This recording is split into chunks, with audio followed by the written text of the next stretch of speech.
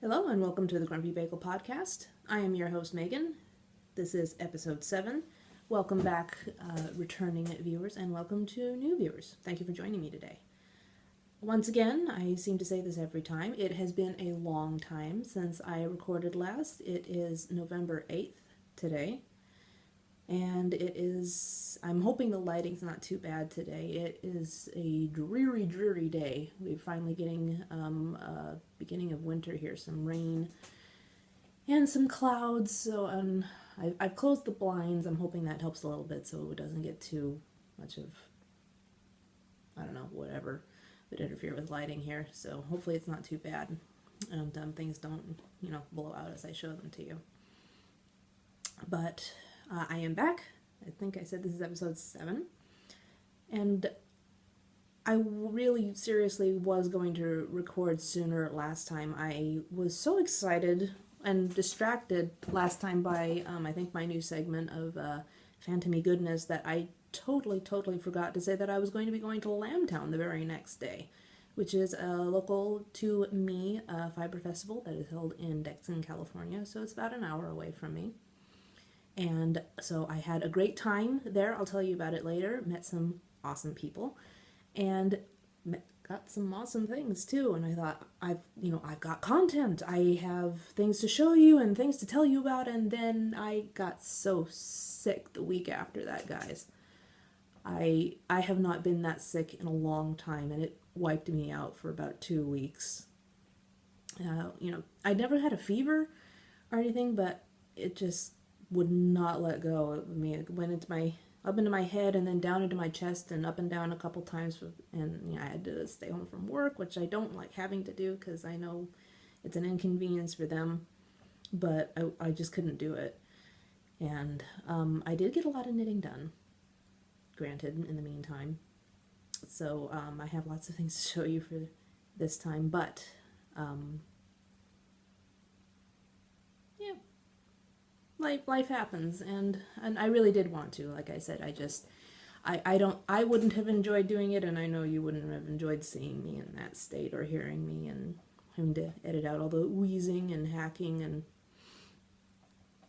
fluids and stuff like that. That wouldn't have been fun for anybody. So I'll just get right into it. Like I will tell you about Lambtown later. I'll wait before we get into acquisitions because I got some nice stuff. So I will start with the only finished object that I have right now, and I guess technically it's not a finished object. It has not been blocked yet, but it's still an accomplishment, and I would like to show you anyway.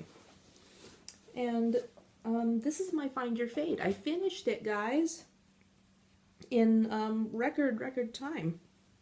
It felt like it went really quick because, like I said, I was sick, and then I don't know if anyone else has noticed this, but the world's kind of going crazy.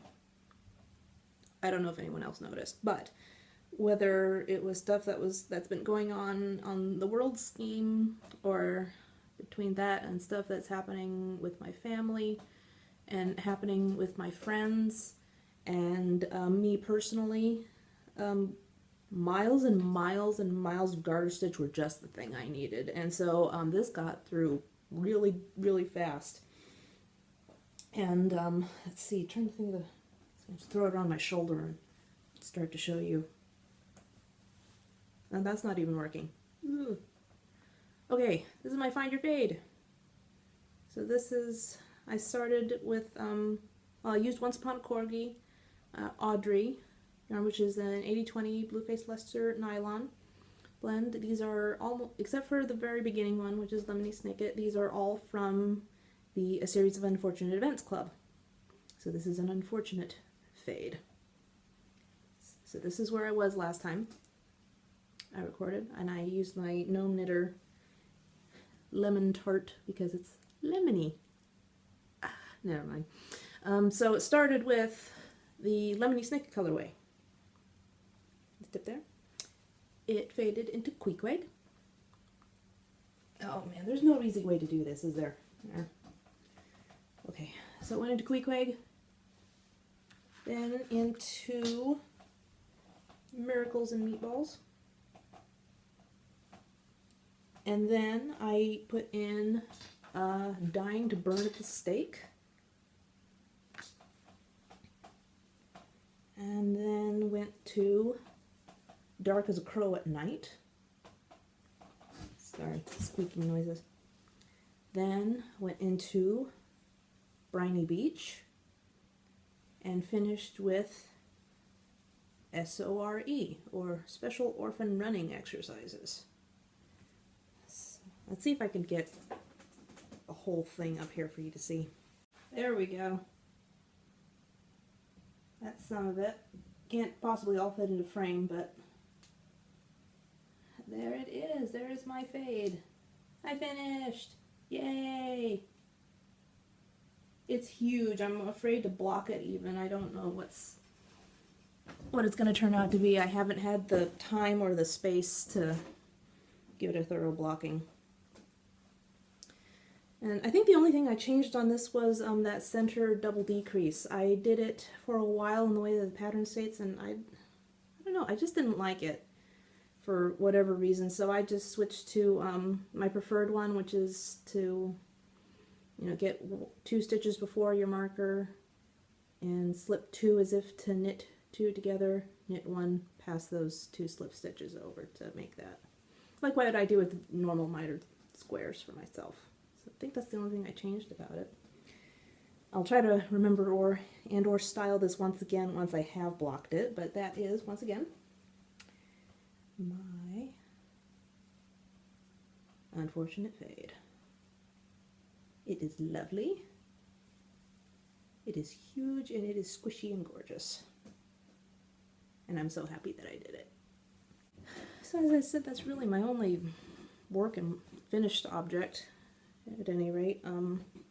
I can actually show you some progress for works in progress. Should put that up here. For works in progress, I have made some progress on my Hitchhiker by Martina Beam.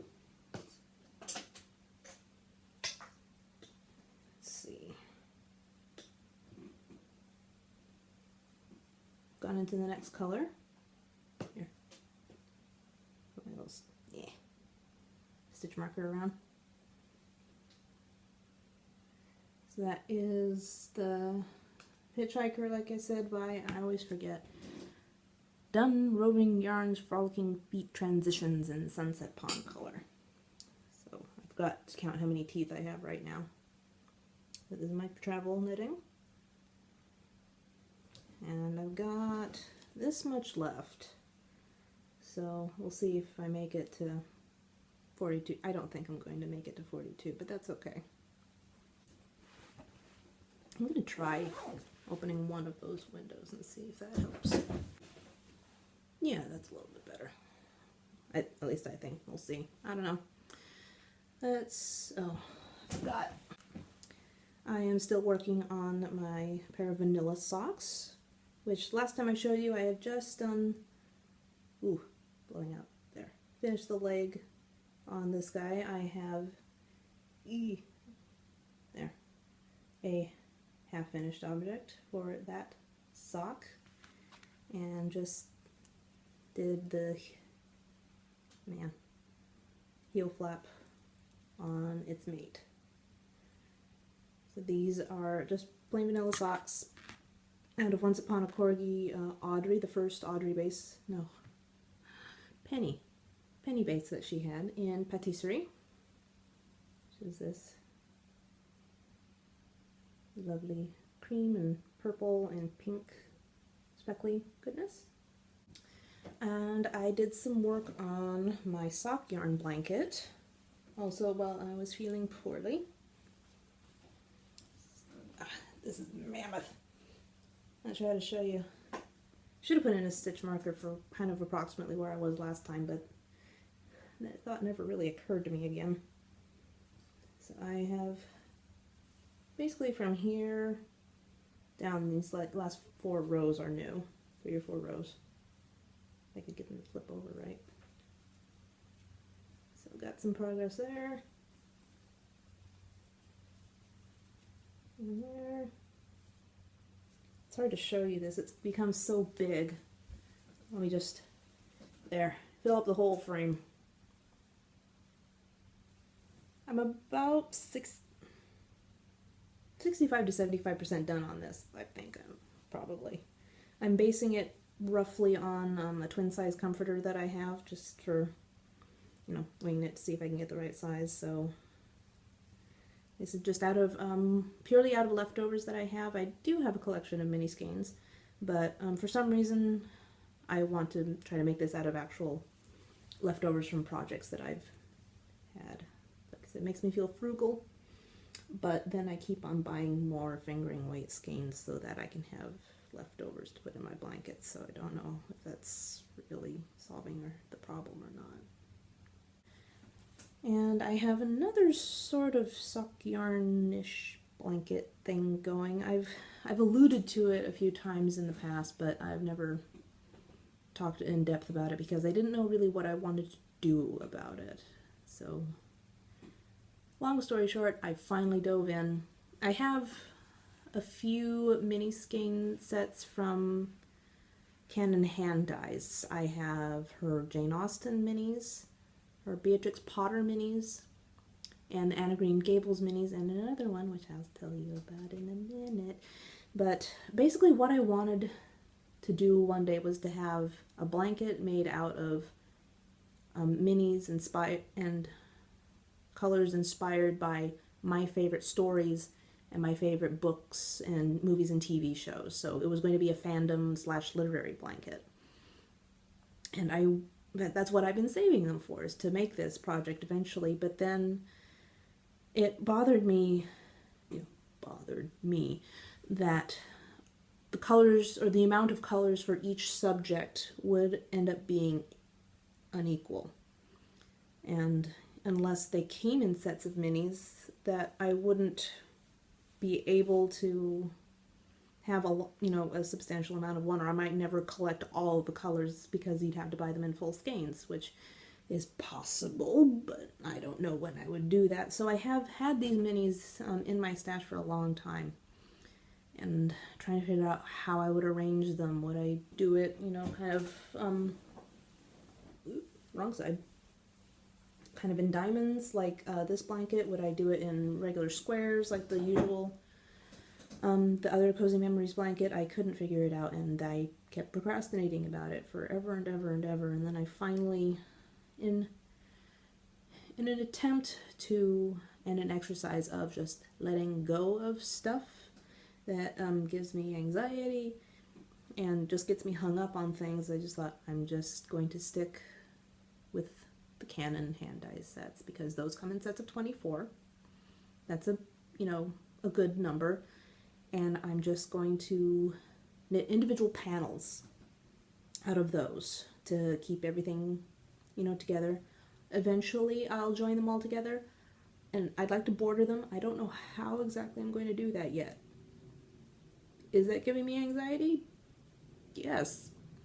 Am I trying to not think about it? Yes. And we'll see how that works. But like I said, just to try to just do it and use up this gorgeous yarn that I have and not let it sit for ages and ages and dreaming about it. I have started a panel, and actually finished a panel for my literary blanket that I would like to have.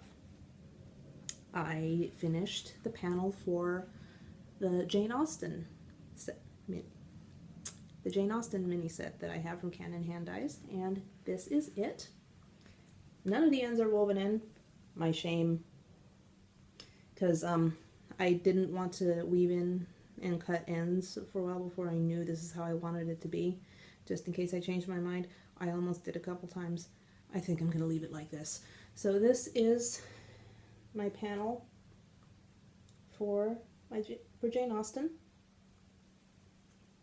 and I wanted to keep the characters from the same books together as much as possible. So there is some strategy into the placement of these colors. I'm trying to get it in as best I can here. So starting with Pride and Prejudice, here is Charlotte Lucas, Mr. Bingley, Jane Bennet, Elizabeth Bennet, trying to keep the sisters together, Fitzwilliam Darcy, and Georgiana Darcy. And over here is Mr. Collins and Lady Catherine de Bourgh. And you will notice that Mr. Collins and Charlotte are at opposite ends here, and that, but how can you not put him with Lady Catherine? You know, that we know what's going on here between the two. They have to be together. And, you know, if Mr. Collins had to choose who to save out of a building burning, you know it would be Lady Catherine. So they're together. And down here is Mr. Wickham. So he is kept as far away from the Darcys as possible down here. And here is, I guess I can get it closer, huh? And this is Caroline Bingley. And while she causes problems for pretty much everybody here, she is still Bingley's sister. So they're together, and she we don't like them. And starting in Sense and Sensibility, here is Fanny Dashwood. So we're keeping the, you know, the sisters-in-law from Hades together. So Fanny Dashwood, Lucy Steele, and man, this is awkward. Starting at the top here is, here is Colonel Brandon, and Marianne Dashwood, Eleanor Dashwood, once again, trying to keep the sisters together, and Edward Ferrars. So, once again, still Fanny's brother, so they're together, and Mr. Willoughby. So he and the ones we don't like are over here. And I was a little worried for a while about having Lucy next to Eleanor because, you know, technically she's not as bad as Fanny, really, but, you know, she still causes problems. But I thought, you know what, they're sisters-in-law, you know, in the book. If they have to deal with each other, I guess I can deal with them being next to each other. I don't know. Anyway, it's better than just Lucy being next to Edward, you know, right? And here's my wild card here. One color for Emma Woodhouse. Bottom. It's not her fault that she's next to Willoughby and Wickham. She just had to go somewhere. And then for Mansfield Park, here's Fanny. There's Edmund and Sir Thomas. And then finally for Persuasion, here's Anne Elliot and Captain Wentworth and Lady Russell. So I thought, good to have him separating the two of them, because who cares? She shouldn't have given her opinion on it, whatever. They would have been so much happier. So anyway, that is the panel for my blanket for Jane Austen. So, as I said, I went on a little adventure just after I recorded last time. I went to the first day of Lambtown, which, as I said, is held in Dixon, California. I did go last year, but it was only for a couple of hours in the afternoon. That was the only time I was able to spare to go over there. And I did do some shopping, but didn't get to see nearly as much as I wanted to. And this year I decided that I wanted to try to dedicate as a whole of a day as I could to it. So I got my mom to come with me. I did get her to go last time because it was a new place for me to go to, and I didn't want to go by myself, and there was no one else that I could have really wrangled into going to a fiber festival with me. But this year she actually wanted to go because, as I think I mentioned before, she has been learning how to spin, and now she would say, so I can look at fiber there, I can look at wheels there. Oh yeah, you can. So yeah, I've been enabling her. So this time she came to get a better look at everything. She's been trying to decide what wheel to buy for herself. Yay, Mom. So we got there early. Got there actually when it first opened, which was 9 o'clock. It was really nice to be able to go in when it's still fairly quiet. Things are still getting set up more. And because I'm very much an introvert and crowds make me anxious and, more withdrawn into myself. So it was nice to be able to go at my own pace and to just enjoy things and look first before really stepping into things.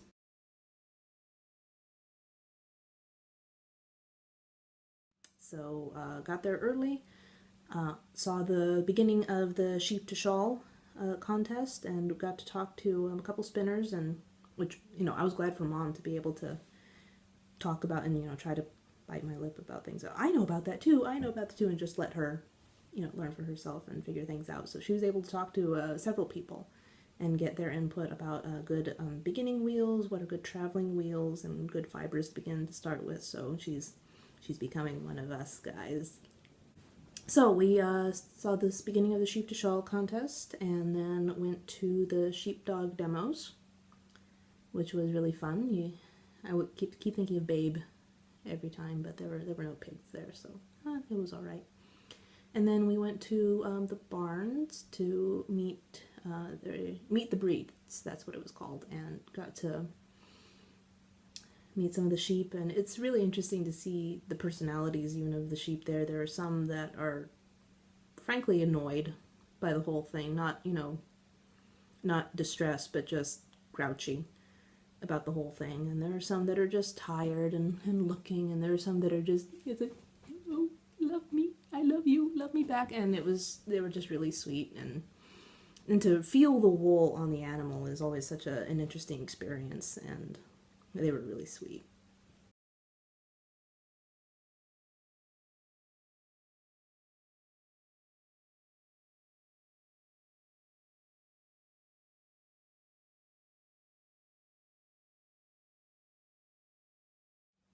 And then we finished that, and then got some lunch, and then went shopping, which was good because I need food. I get hangry, and I make poor decisions if I'm hungry. So wanted to wait until I felt good and satisfied before going into the vendor stalls. I did some shopping, and oh well, man, I almost ruined my own story. The day before I went, so after I recorded, I had been catching up on podcasts and everything, which I haven't been able to do, and found out, literally, the night before, that Gail and Charlene of the Yarniacs were going to be attending Lambtown this year, and I thought, fangirling. And they say on the podcast of not to be shy to approach them and to say hi if you see them, which is good for people like me, because otherwise I'm just too scared and too nervous to approach. So the whole time I was there, I had been, on lookout. It was just, is that them? Is that them? Had a couple close calls, and it wasn't them. And as I'm looking at everything, just every once in a while taking a, sneaky look around, it's like, oh no, that's not Gail. And oh, that's not Charlene. And so made some very, very nice purchases, and was in the middle of my second round around. It was about, 2 o'clock or so, and I thought, I haven't seen them yet. I haven't heard it. I kept checking Instagram to see if anyone else had seen them, to have an idea where they might be. And as it saw nothing, I thought, no. And, starting to feel really disappointed, and, that I'd gotten my hopes up too high. And it came out of, because the two vendor houses at the fairgrounds face each other. So entrance is back here. Both of the buildings are here, and there's a walkway across. I came out of the end of this building, and I looked around. I drew breath to say to my mom, I'm not going to see Gail and Charlene today. So I drew breath to say that. And I looked across the hall, and that turned into, OMG, that's Gail and Charlene! I really, literally, I was going to say, they're not here. I immediately saw them after that. So I kept my cool, I hope. I tried not to be too bonkers about it, but I did go up to say hi to Gail and Charlene, and they were so sweet and so nice. They're great ladies. And Charlene has also been spinning more, so she was able to talk to my mom about different wheels and some advice for her, which I'm really glad she was able to do. And it's funny, they started talking, and Gail and I just kind of watched them for a little bit, and she finally said to me, I have no idea what they're talking about. I said, neither do I, but it's fun to watch them. So thank you, Gail and Charlene, for taking the time to say hi, or letting me say hi to you, and indulging me and putting up with my fangirl-ness for that day. And all the rest of the day I'd be going through something and looking at my stuff, and all of a sudden I'd say, I'm at the Yarning X today. And going on about that, and I was so thrilled, and it was so exciting to meet them. So that's my Lambtown story of the day.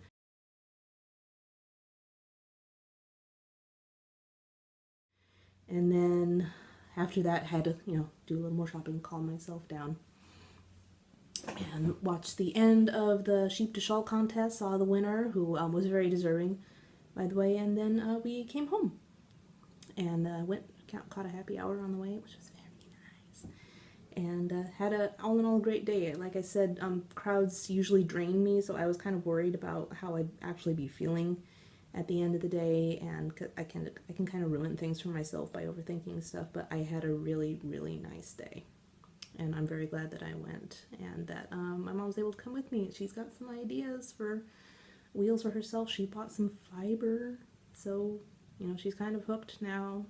I told her that she needed to get a goal stash to work from. That not to, although look who's talking about having that stash that's too good to use one day, but just to have something that had a memory attached to it, and that to work toward using one day as her skills improve.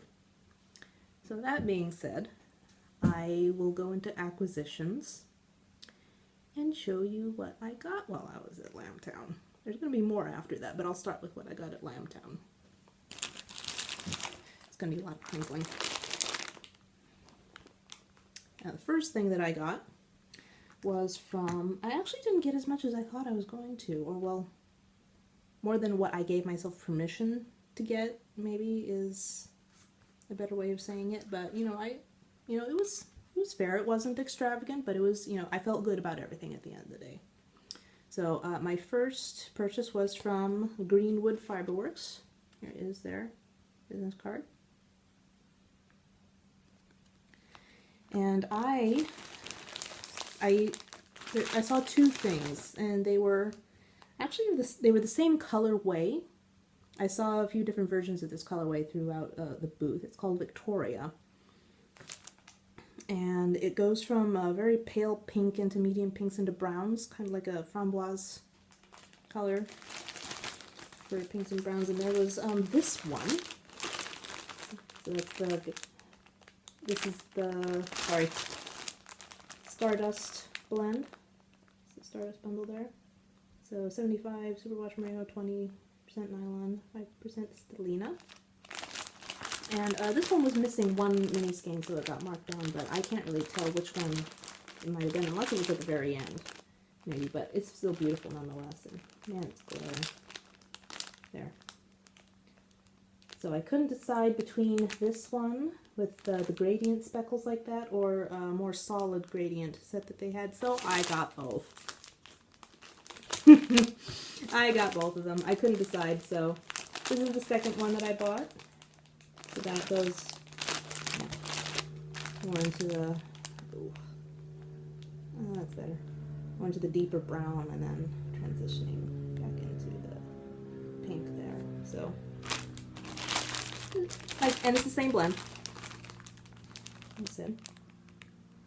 So I couldn't decide, so I got both. It happens. It's okay. It's allowed.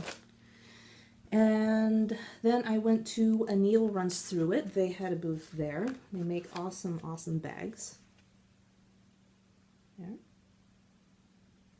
And I did have project bags specifically in mind when I went in mind to purchase, because I have a lot of medium-sized bags with zippers. I found that I prefer zippers on bags as opposed to drawstrings, just personal preference. So I was hoping to get, a few small, like sock size bags. So like I said, I went with the idea of getting a few small bags. So instead, I got one big bag. It's a TARDIS bag! I love this bag so much, and it's so squishy. There's such a nice interface in it. And it's got, your handle here, little pull there, and there were a couple different Doctor Who prints that she had, but this one was my favorite. It just, I don't know. It wasn't even the only TARDIS one there, but I like this print the best, so I got a huge TARDIS bag. Is it bigger on the inside? Well, let's see. Let's pull something out of it. Oh, and I got a little stitch marker from her too. Let me run through it back. Okay, here is, I didn't get the card of the booth that I bought this from. It wasn't a dyer's booth. It was a shop booth, like one of the local shops that set up in there, but I forgot to get a card from them. I can't remember who it was. But I got this lovely, called the dyer, it's called Bella Yarn. Ooh, it's blowing out. There, that's better. Kind of a natural base with lots of blue and purple speckles in it. It is called her Mendocino base here, which is 100% superwash merino. And there is no name for this colorway as far as I can tell.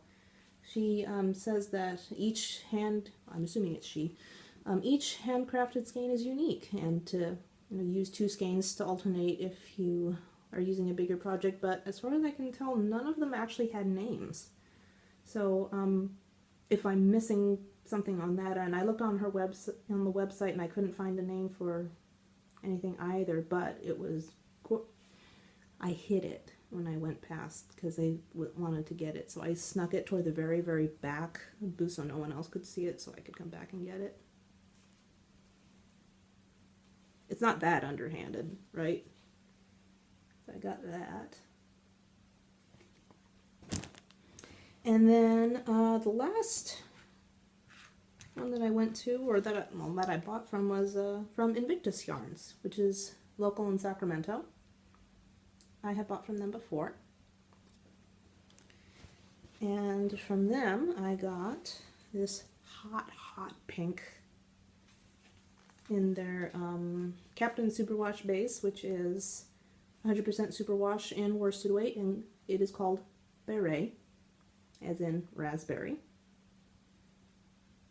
It's not quite true to color there, but man, it is hot pink. Love it. Then I bought skein in the Reward base, which is fingering 80% superwash merino, 20% silk in Do Not Blink.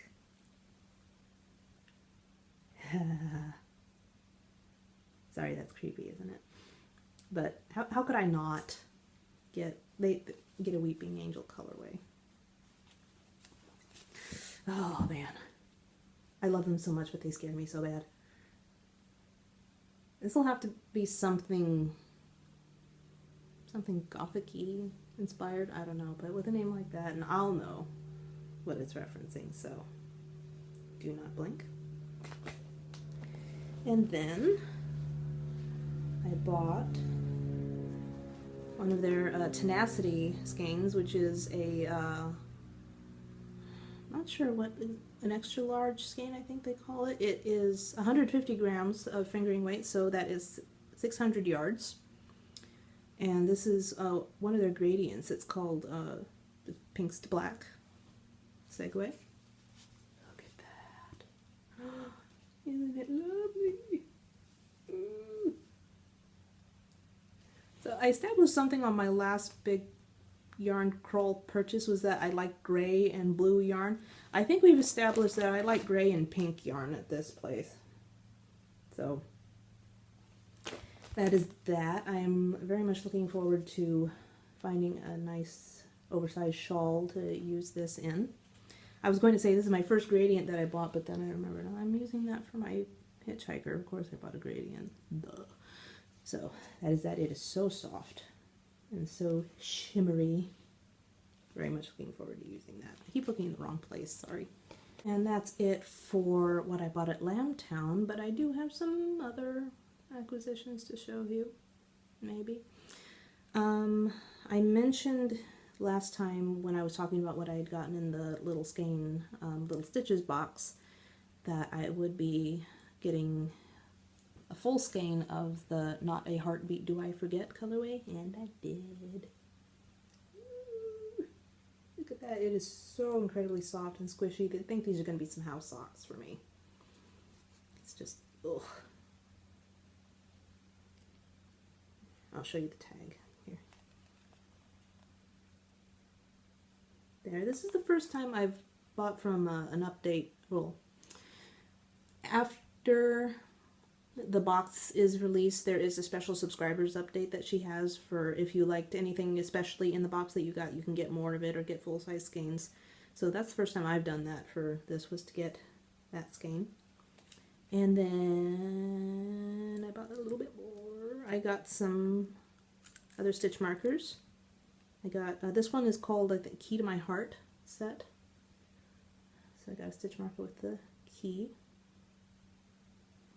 And these are also, and they came in the little glass vial, which I love. And the other ones are kind of peachy, apricot colored beads. And I got another tea. I got the Mr. Darcy tea, which is, and this one is described as Earl Grey with cream and chestnut. And I shouldn't be surprised, but it's delicious. It's Mr. Darcy tea. Of course it's good, right? And then I got a bag. I hemmed and hawed, or what is it they Kay and Dan say, and awed, which makes more sense to, oh, I showed you already. I got another shawl zip bag in her Jane Austen print. I'm so glad that I got it. So you can see Jane and Bingley down here, and Captain Wentworth and Anne. And I thought this was Northanger Abbey at first, but if you look at the text, this is Lizzie and Darcy. And then Marianne and Colonel Brandon. Well, poor Colonel Brandon's head got cut off a little bit there, but it's okay. It's fine. I still know it's him and he's there, so Colonel Brandon forever. So that's what I got from that update. And then I got the last of 2 clubs from Once Upon a Corgi. I got for the end of the Edgar Allan Poe Club in the Tesla base, which is a 20% superwash BFL, 20% silk, and 10% cashmere for, see if I can pronounce this right. I've heard it pronounced a couple different ways. Ulalume, the poem. And this is Ghoul Haunted Woodlands of Weir, which is, it's autumn in a skein, and especially kind of a spooky autumn in a skein, which is, oh, it's just delightful. It's going to make a beautiful cowl. And it goes from, you know, pinks and oranges down to browns and blues here. Can't wait to see how this knits up. So, Ghoul Haunted Woodlands of Weir. And then I knew the day was coming, but this is the last skein of the series of Unfortunate Events Club for the end. And this is on the Audrey base, which is, I think, the soon-to-be retired 80/20 superwash BFL and nylon. And I love this skein. I did not know what to think of it at first until I explored it some more. But this is called You Are In Fact In The Dark, which is named after very possibly one of my favorite Snicket rambles that he goes on in the entire series. I can't read it here because I know I'll mess it up at some point, but it's worth reading. But You Are in Fact in the Dark, look it up. It's classic Snicket. So I'm going to take the tag off here just so I can show you, because you look at it to begin with, it is very dark, and you can just see some hints of color in it, and you see it over here some more. And I just thought it was going to be a solid black at first, but obviously you can see some colors peeking in through here. And it's the genius of the way that this was skeined up, because, you know, it's very dark until you look at it and explore it some more, and then bam, color. Look at that. Oh my gosh. And then on the other end, whoa, sounds like I'm tripping out on yarn, of course. Well, don't you? Doesn't everybody? But oh man, this is, I don't want to completely undo it, but look at that. Isn't that amazing?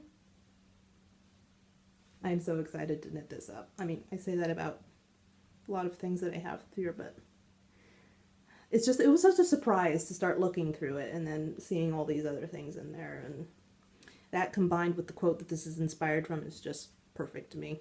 So the last update for the series of Unfortunate Events yarn. It's been fun, guys. It's been fun. And very possibly the thing I'm most excited about for this is something that I was very, very fortunate to get on D-Stash on Ravelry. And I've been wanting this for a long time, and it has slipped through my fingers a couple times on D-Stash, and every single time each time that it happened, I was like, no! And, you know, that disappointment that I felt made me more determined to get it again the next time I had the chance. But no one is really willing to part with these, and for good reason. They are awesome. It is a mini set from Canon Hand Dyes. Very coveted, very precious. I finally got some. I snagged it. I actually just kind of, it's more than I normally would get from a mini set because she has different sizes that you can get. But I didn't care. I really wanted it. I thought about it for a long time, and I decided this time I'm going to get it.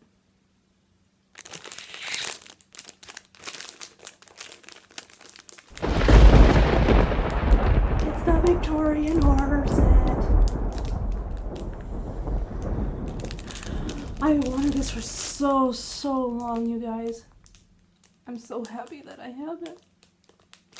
Oh man. So it's the 10 grams. Normally I get 5 grams, but well, I want to use this for my blanket.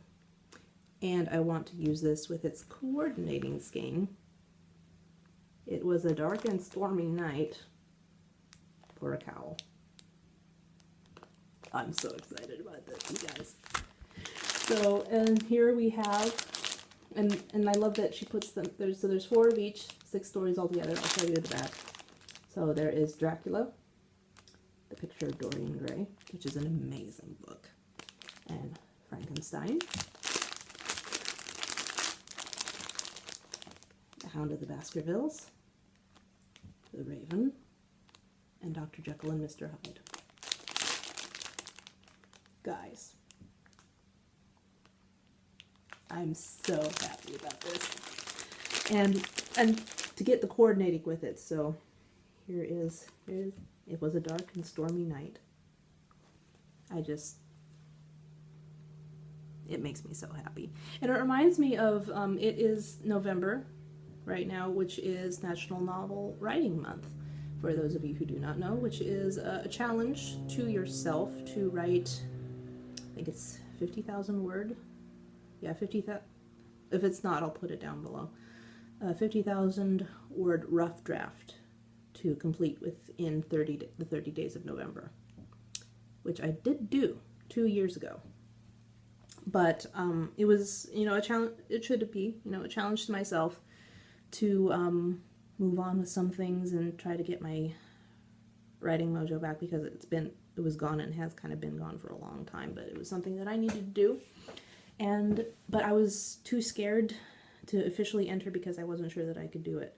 I did end up doing it, and now I feel bad for not entering because at least I could have gotten some bragging rights out of it. But I started my very first paragraph it was literally a dark and stormy night, and I wrote a murder mystery about it.